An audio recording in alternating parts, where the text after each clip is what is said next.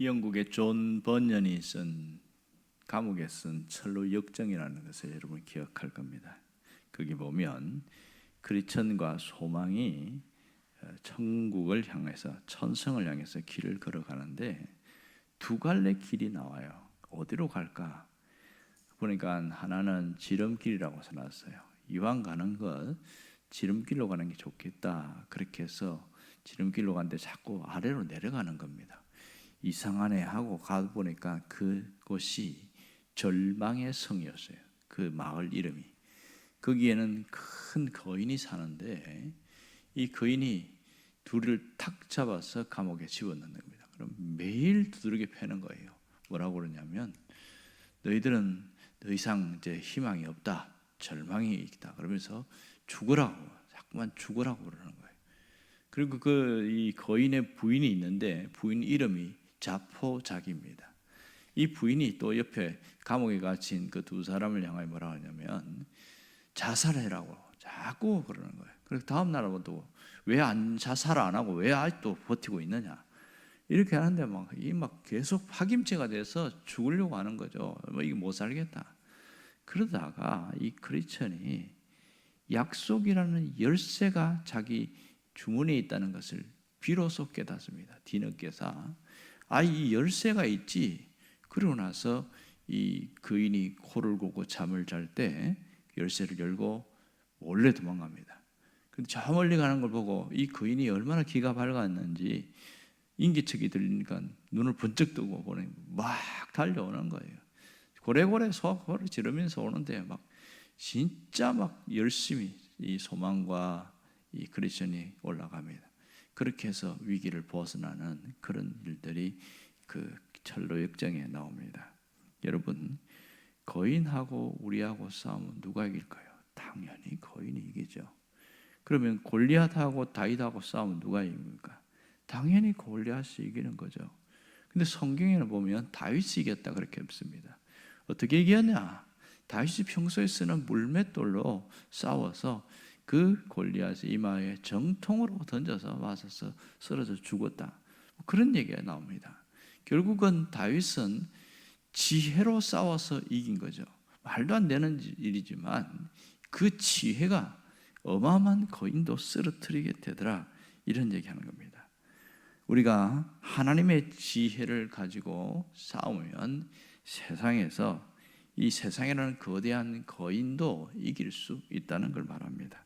오늘 본문에 보면 이 하나님의 지혜에 대해서 15절과 16절 두 군데서 반복해서 얘기합니다. 그런데 표현은 각각 달라요. 여기 하나님의 지혜를 뭐라고 부르냐면 15절에 보면 선한 지혜는 이렇게 표현하십니다. 지혜는 지혜인데 앞에 뭐라고 붙였냐면 선한 지혜 이렇게 써놨어요. 선한이라는 단어가 있다는 것은 반대로 말하면 악한 지혜도 있다는 그런 뜻이겠죠. 우리가 양심에도 보면 선한 양심이 있고 악한 양심이 있습니다.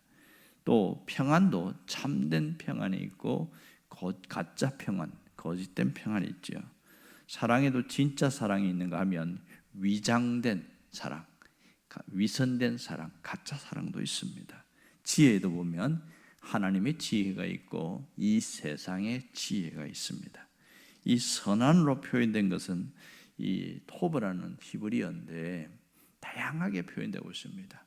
이 선한은 친절, 호의, 아름다움, 행복, 이게 토브라는 단어의 뜻입니다.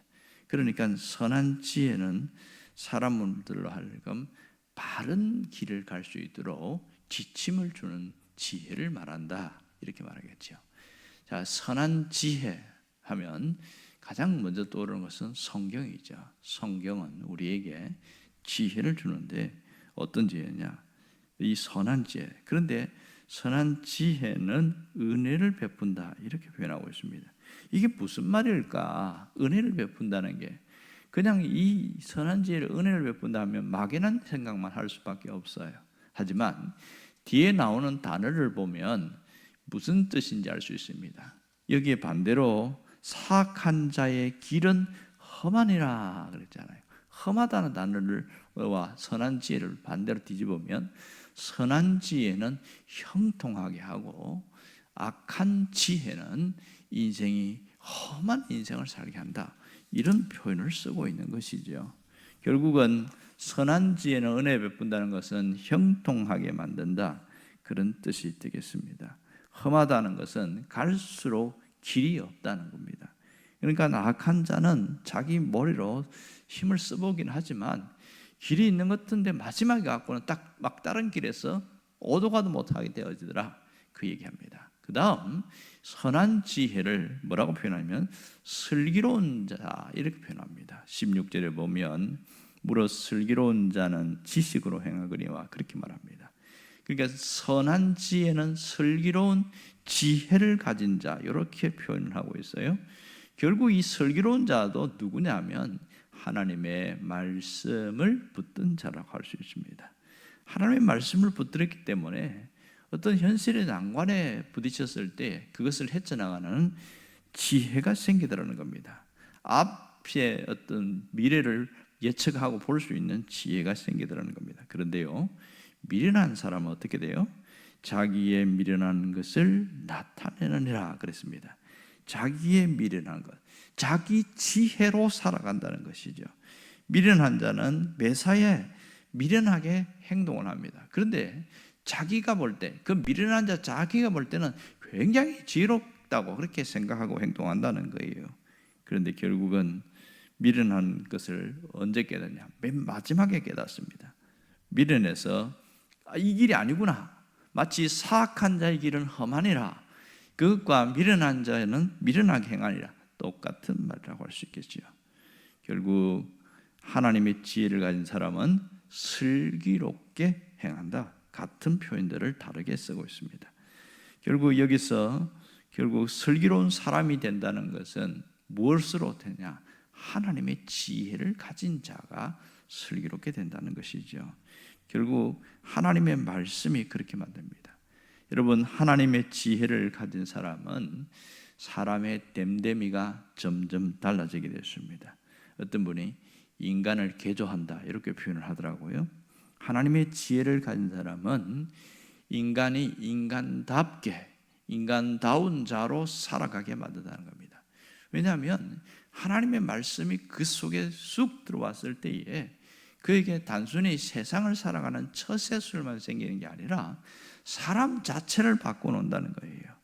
그런데 세상 지혜는 세상의 처세술로 막 살게 하는데, 그것은 어떤 문제를 해결하는 데 도움을 주긴 하지만 인간을 바꾸지는 못한다는 거예요. 아무리 세상의 지혜가 좋아도 사람 자체는 절대로 못 바꾼다는 겁니다. 어떻게 보면 하나님의 지혜로 살아가는 것이 세상의 처세술로 살아가는 사람을 이기지 못하는 것처럼 보여요. 왜냐하면 느리잖아요. 한 사람을 인간답게 만드는 게 얼마나 시간이 많이 걸립니까? 세상의 처세술은 즉석 김밥이나 즉석으로 먹는 햄버거처럼 금방금방 되는 것 같아서 빠르게 보입니다. 그러나 이 하나님의 지혜는 토끼와 거북이의 경주처럼 결국 세상 지혜를 이기더라는 겁니다. 여러분, 오늘 말씀은 우리가 어떻게 살아갈 것인가에 대하여 분명하게 이야기합니다. 세상의 지혜, 다시 말해서 세상의 처세술로 살 것인가, 아니면 하나님의 지혜로 살 것인가에 대한 결단을 요구하고 있는 것이죠. 선한 지혜로 살 것인가, 아니면 세상에 가진 것, 힘으로 갈 것인가를 결단하는 것이죠. 우리가 아무리 똑똑한 척 해도 하나님의 지혜는 결코 이길 수 없습니다. 여러분, 세상을 살면서 이 세상에서 지혜로운 자는 결코 이기지 못한다는 것이 정설이죠. 고대 그리스 전쟁 중에 보면 트로이 전쟁이 있습니다. 여러분이 그리스와 트로이가 싸우는데 이게 도무지 전쟁이 끝날 기미가 안 보이는 거예요. 어떻게 해야 되냐? 그래서 그 그리스의 한 유명한 장수가 꾀를 하나 냅니다. 우리 그러지 말고 가짜로 우리가 철수하는 것처럼, 더 이상 싸울 수가 없어 철수하는 것처럼 그렇게 하자. 그렇게 의논을 한 다음에 나무로 된 거대한 말을 만듭니다. 아주 거대한 말을 만들어 놓고 그냥 뚝딱 가버리는 거예요. 그랬더니 이 트로이 사람들이 저들이 드디어 철수한다 그러면서 자기들이 거대한 말을 만들어 보고, 야, 이거 우리 전리품으로 갖고 가자. 성문을 열고 그 큰 목말을 트로이에다가 가져갑니다. 그리고 우리가 이겼다고 아주 회포를 불면서 전부 다 술잔을 나누면서 새벽까지 술을 먹어요. 그리고 새벽에 곤이 잠듭니다. 그런데요, 그 트로이 그 목마 안 속에 군사 몇 사람들이 숨어 있었던 것이죠. 새벽이 돼서야 몰래 문을 열고 줄을 타고 내려와 가지고 트로이 성 전체를 확 불을 지릅니다. 그리고 진귀한 보물들은 다 그렇게 싸가지고 나옵니다. 이게 트로이 전쟁이었습니다. 이게 세상에서도 지혜를 가진 자는 일반 힘을 가진 자를 훨씬 뛰어나게 이긴다는 것을 말합니다. 우리는 그리스도인들은 세상에 있는 사람들을 이기기가 어렵습니다. 그래서 주님은 세상을 살 때, 신앙인으로 살 때 어떻게 살아야 되냐? 마태복음 19장 16절에 보면 뭐라고 얘기하냐면, 너희는 뱀같이 지혜롭고 비둘기같이 순결해라, 이렇게 이야기합니다. 뱀같이 지혜롭고 비둘기같이 순결해라. 무슨 얘기입니까?